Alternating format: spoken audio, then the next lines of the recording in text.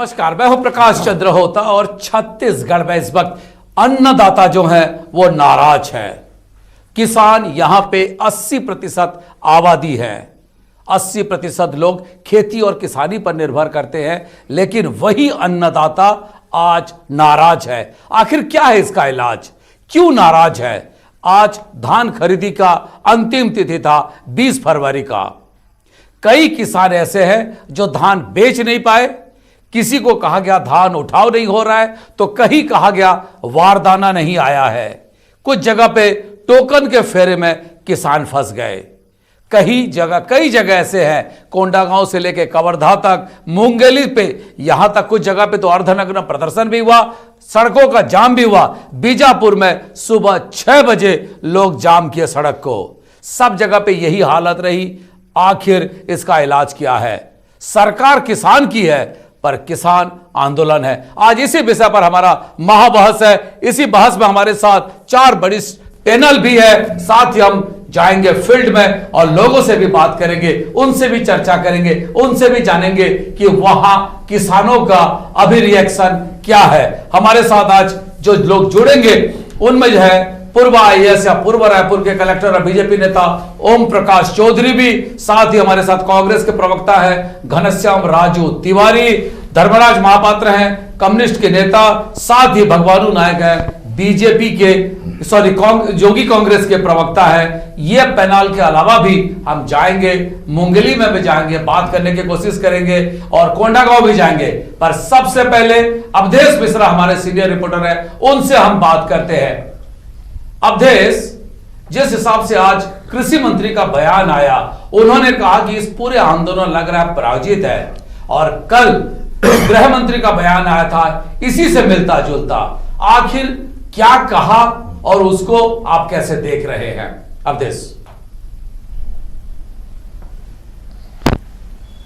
बिल्कुल देखिए, कृषि मंत्री ने जो कहा कि ये तमाम आंदोलन किसानों जो सड़कों पे उतर के डंडे खा रहे हैं, पुलिसिया अत्याचार के से पीड़ित हो रहे हैं, वो सारी चीज प्रायोजित है। सरकार खुद कह रही है, सरकार ये आंकड़े भी दे रही है कि कल तक 82 लाख मेट्रिक टन धान बेचा गया था। आज हम अपने लक्ष्य तक पहुंच जाएंगे। एक दिन में 3 लाख मेट्रिक टन आप कैसे बेचेंगे जब आधा दर्जन से ज्यादा जिलों में जो किसान है वो सड़कों पे उतरे हुए। सवाल ये है कि छत्तीसगढ़ में धान और किसान पहले दिन से राजनीति के मुद्दा रहे हैं। राजनीतिक दल वादे करके, दावे करके किसानों से सत्ता में तो आ जाती है, लेकिन सत्ता में आने के बाद जो किसानों के साथ दोहरा चरित्र जो उजागर होता है, उसकी वानगी देखने को मिलती है कि धान खरीदी की तारीख समाप्त होने के बाद भी हजारों किसान आज सड़कों पे उतरे हुए हैं। आज नहीं कल भी उतरेंगे और ये आंदोलन होगा। इन तमाम आंदोलन को मंत्री कहते हैं कि प्रायोजित है। अगर ये प्रायोजित है तो फिर सरकार जो आंकड़े दे रही है तो वो क्या है? सवाल यह है कि न केवल कृषि मंत्री, गृह मंत्री भी कहते हैं कि लोग बीजेपी के द्वारा किसानों को भड़काया जा रहा है। ऐसा कौन सा भड़का दिया गया किसानों को कि किसान सड़कों पे उतर गए, उन्हें डंडा मार दिया गया? आपके पास केवल ये एक बयानबाजी करने के लिए ये तर्क हो सकता है कि आप किसानों को बीजेपी के लोग भड़का रहे हैं। हमारे साथ कोंडागांव से विवेक श्रीवास्तव भी जुड़े हैं, हम उनसे भी पूछ लेते हैं। विवेक, वहां पे लाठीचार्ज की स्थिति बनी और लाठीचार्ज के बाद बीजेपी का एक प्रतिनिधिमंडल भी पहुंच गया। चाहे उसको देखा जाए तो एक राजनीतिक रोटी सेकने के लिए, या फिर यह कहा जाए कि जिस हिसाब से किसानों का आक्रोश था उसका फायदा उठाने के लिए। अब क्या कह रहे हैं वहां पे किसान? विवेक,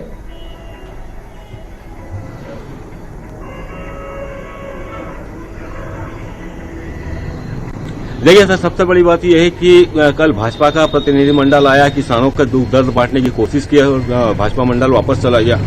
उनका कहना था कि हम राजधानी में अपने हाईकमान को इसकी रिपोर्ट देंगे।